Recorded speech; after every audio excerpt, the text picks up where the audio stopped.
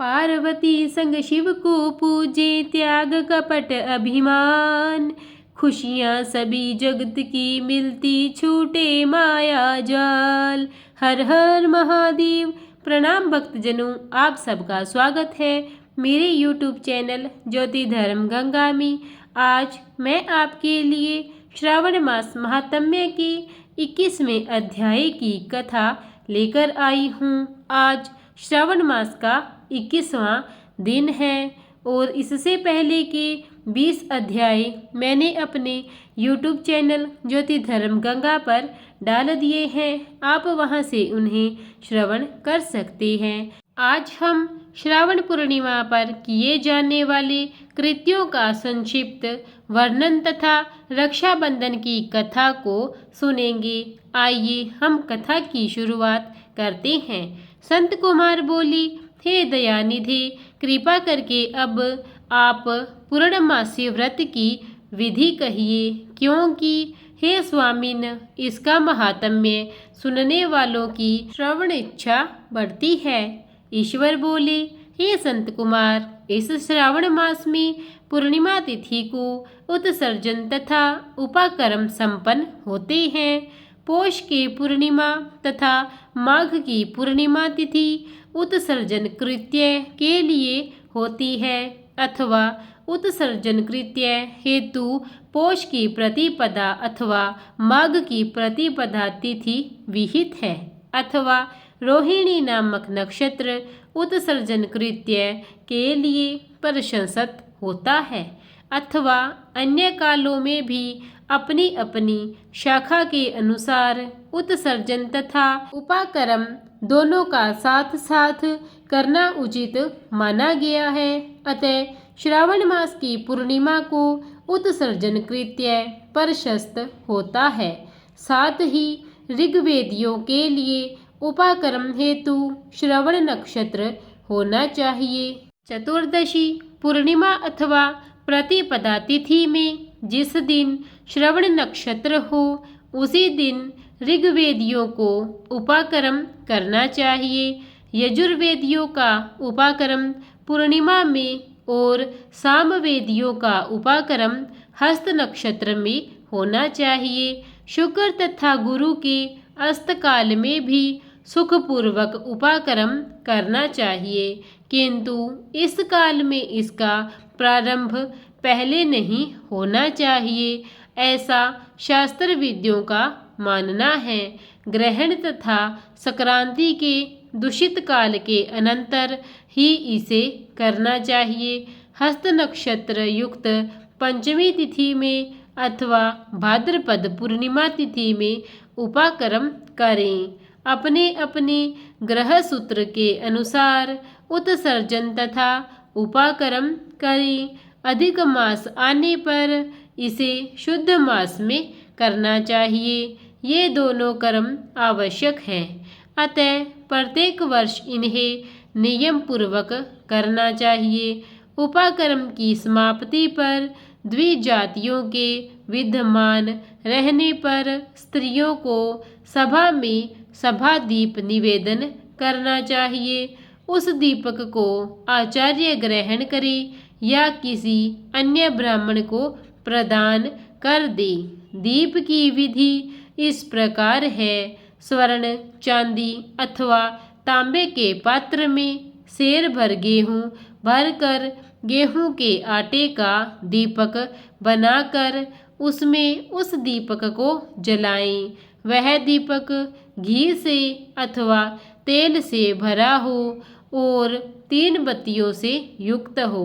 दक्षिणा तथा तांबूल सहित उस दीपक को ब्राह्मण को अर्पण कर देना चाहिए। दीपक की तथा विप्र की विधिवत पूजा करके इस मंत्र को बोलें। स दक्षिण सतांबुल सभादीपोए मुक्तम अर्पितो देवस्य मम संतु मनोरथा।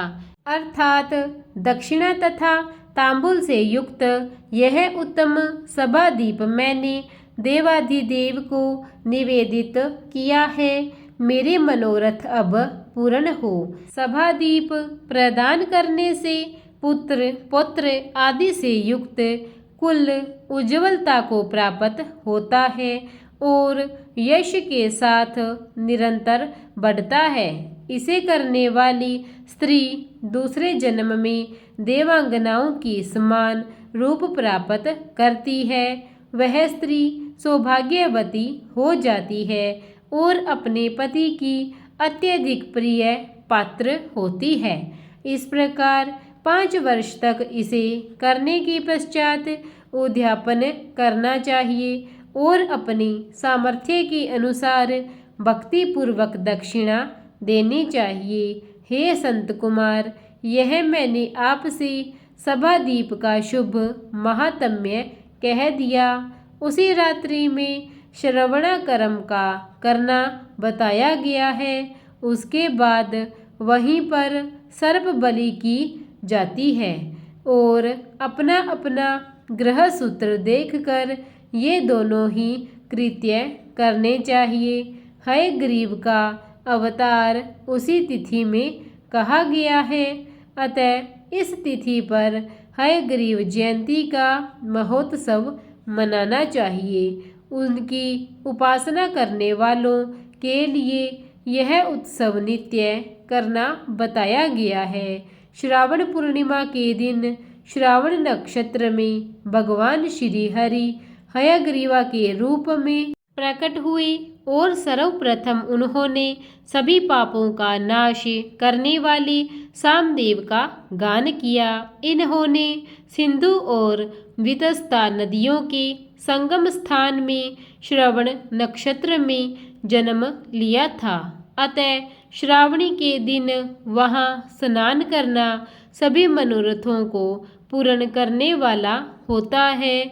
उस दिन वहाँ शांग धनुष चक्र तथा गदा धारण करने वाली विष्णु की विधिवत पूजा करें। इसके बाद सामगान का श्रवण करें, ब्राह्मणों की हर प्रकार से पूजा करें और अपने बंधु बांधवों के साथ वहाँ क्रीड़ा करें तथा भोजन करें। स्त्रियों को चाहिए कि उत्तम पति प्राप्त करने के उद्देश्य से जल क्रीड़ा करें। उस दिन अपने अपने देश में तथा घर में इस महोत्सव को मनाना चाहिए तथा हयग्रीव की पूजा करनी चाहिए और उनके मंत्र का जप करना चाहिए। यह मंत्र इस प्रकार से है। आदि में प्रणव तथा उनके बाद नमः शब्द लगाकर बाद में भगवते धर्माय जोड़कर उसके भी बाद आत्म विशोधन शब्द की चतुर्थी विभक्ति आत्म विशोधनाय लगानी चाहिए। पुनः अंत में नमः शब्द प्रयुक्त करने से 18 अक्षरों वाला ओम नमो भगवते धर्माय आत्म विशोधनाय नमः मंत्र बनता है। यह मंत्र सभी सिद्धियां प्रदान करने वाला और 6 प्रयोगों को सिद्ध करने वाला है। इस मंत्र का पुरस्चरण 18 लाख अथवा 18,000 जप का है।